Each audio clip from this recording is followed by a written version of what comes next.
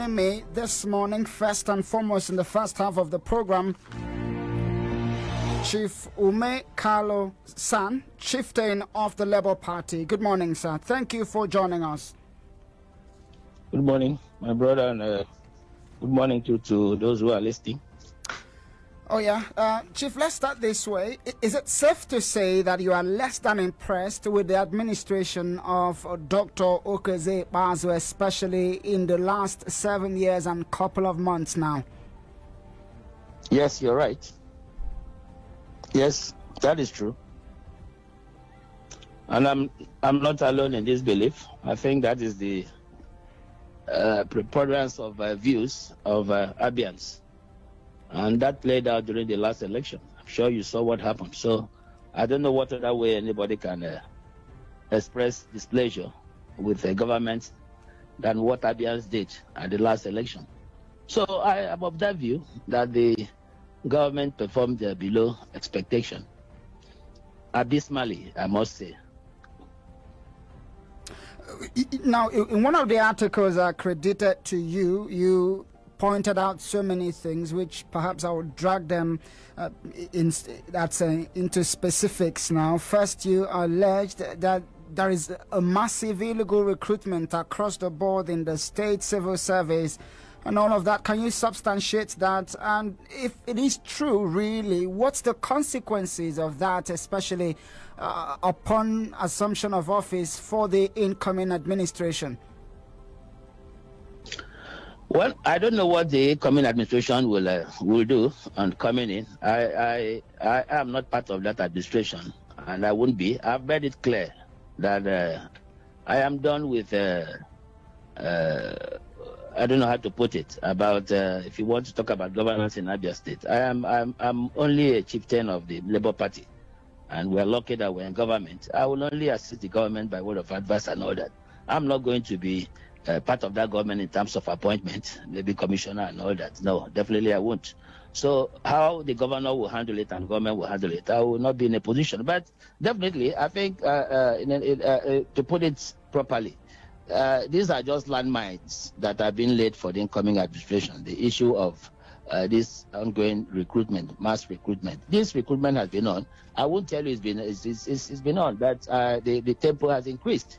You know, and you see, the irony of it all is that I don't know whether they realize that there's an embargo. There's an embargo on employment in Abia. And it's not been lifted. It's been a long while.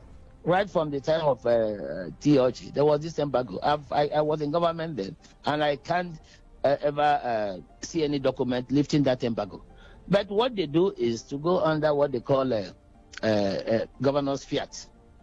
Governor's fiat to do all these employments. And you see the danger in it when you go under governor's fiat to employ people is that you don't get the best hands. Abia State, and I know when I left school in 1978, secondary school in 1978, I know there was something they call Civil Service Commission exam and the Local Government Service Commission exam. These are exams that there's for those who want to go into the civil service. These exams will be set. People will go just like you're taking an examination. And after the exam, the papers will be marked, and it's from those that succeeded that they will make appointments. You don't need to know anybody to get appointment in the civil service. Ask them. This is the way the civil service works. But apart from what they are doing now, so now for you to get employment in any government this thing, you must either know the governor or somebody who is close to the governor or a commissioner and all that. And this is not proper. At the end of the day, that is one thing that is killing the civil service. You don't get good hands. It doesn't matter how intelligent you are, how bright you are. If you don't know anybody in government, you don't get employment. Now, going back to what you're saying, yes, I'm aware. You see, I don't say things. I'm just not an ordinary person in terms of being a loafer or a meddlesome interloper, like some of them call it. When I say things, and I don't make my interventions all the time, I make my interventions from informed opinion and views, and I form my decision on things. I was in government. And let me tell you a story. Most times during the twilight of this government, when they are going, there is always this idea of the governor may not even be aware of what is happening, but people around him. Okay, are you still there, Chief? I'm still here.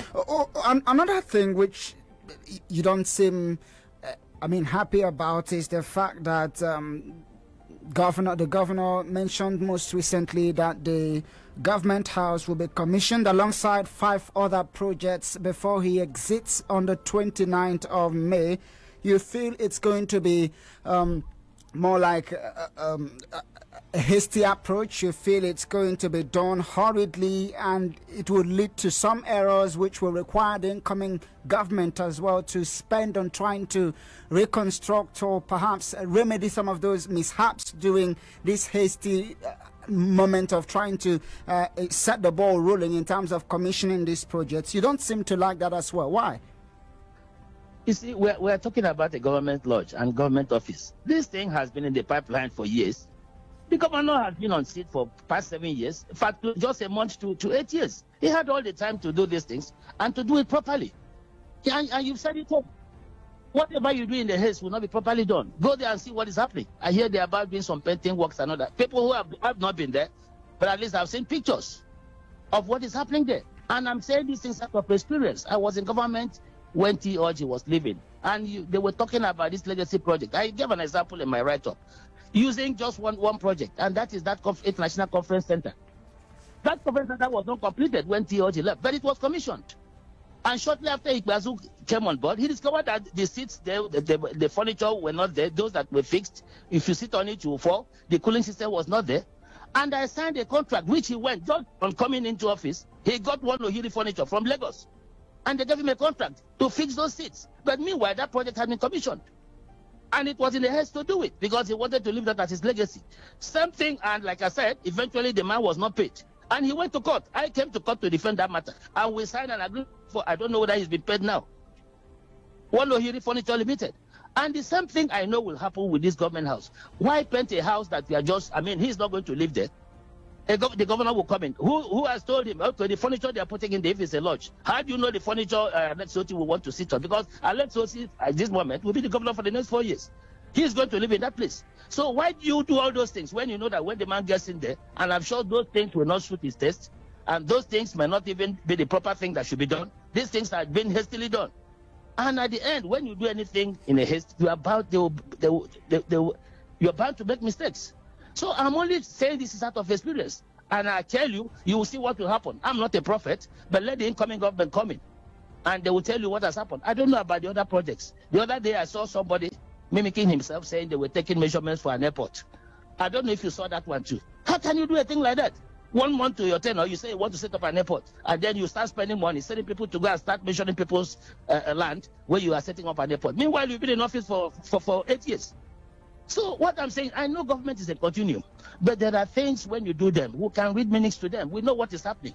So it's not just as if he wants to be on he wants to keep, be on the beat till the last day. I know he's in government. He's a governor.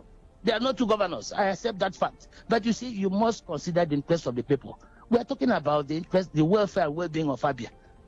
If Abia is an enterprise and you're asked to manage it, you must manage it judiciously. And look at, so these are the things I'm looking at, my brother. So it's not a question of, I don't criticize them for criticizing sake. I have the job to do. I do constructive criticism, and none of them will reply to this. I said this is out of experience. The issue of employment I was telling you about before you cut me short. I was in a panel in JS when 65 messengers were employed in one customary court in Ibere. And that thing happened when Kalu was living. Some people behind him did that. I know the governor was not aware. So I'm only sounding a note of warning. He should take what I'm telling him and look inwards and find out what is happening behind him. Okay, if you go to the Civil Service Commission, they will tell you what is happening there on a daily basis.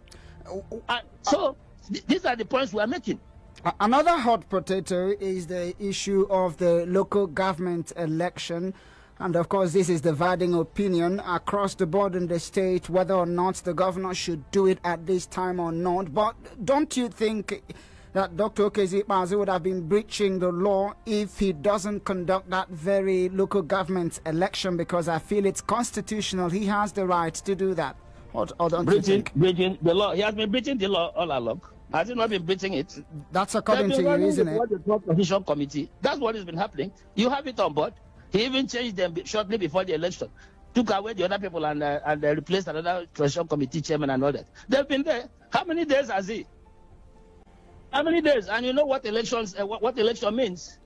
You have to appropriate funds. So where is he going to get the money when workers have not been paid? So which one is better? Is it to conduct this local government election when he has only 2 weeks to leave office? I'm sure. You see, my brother. You see, I don't. We all appreciate these issues. We know what is playing out. We know what is playing out. What they are trying to do is to lay landmines for this incoming government. So how can you talk about local government election now when workers have not been paid? Some of them are dying on the daily for 2 months. Nobody has been paid in Abia State. Use that money and pay them. When this governor comes in, he will organize local government elections. So what election are you organizing? For who? Chief, I want to let you go now, but before listen, like I said, there's a restraining court order. The court has restrained them. So let them go and vacate that court order. Chief, before I let you go, the People's Democratic Party in the state are less than impressed with your evocative manner of condemning the current administration, and they said, according to them, that you are biting the fingers that fed you. Is it something you would love to react to, having been there for 10 years as a... I fed them. I fed them. They didn't feed me. I worked there as a president for 10 good years, and I delivered. I work there. When the time, see, very soon I'll put my scorecard in the public domain. I'm waiting for them. These things are not for a radio alert. I will put them in writing. People will get to know who did what and who did what. How did they feed me? Somebody must do the job at this institution. I'm like I've always been saying, I have a right at any point in time to change my view and opinion on any issue. I have my right to change. So if at a point in time I've seen what is happening and what is happening is not, I have a right, a bona fide right for that matter, to say, look, what you're doing is, they should react to those issues that I've raised. Not throwing things at me. It's not an issue of saying you were in government for 10 years. I may be in government for 20 years, but I can make a U-turn at any point. And I've constantly said so, that if you're a Christian, go to the Bible and read about St. Paul. St. Paul was the person crucifying Christians. Okay. Yes, until he saw the light and became an advocate of Christendom and wrote the best books on Christendom. So if you want to put me in the place of St. Paul, put me in that place. Okay. I have a right to change my view, and I've changed my view. What I want is good governance in Abia. And let me say this before I drop. You see, if Alex Oti told the line of these people too, I will equally come to advocate against him. Okay. Let me sincerely appreciate you, Chief Umeh Kalu San, chieftain of the Labour Party, for speaking to us on this very issue on the platform this morning. It's been my pleasure talking to you. Thank you. Thank you very much.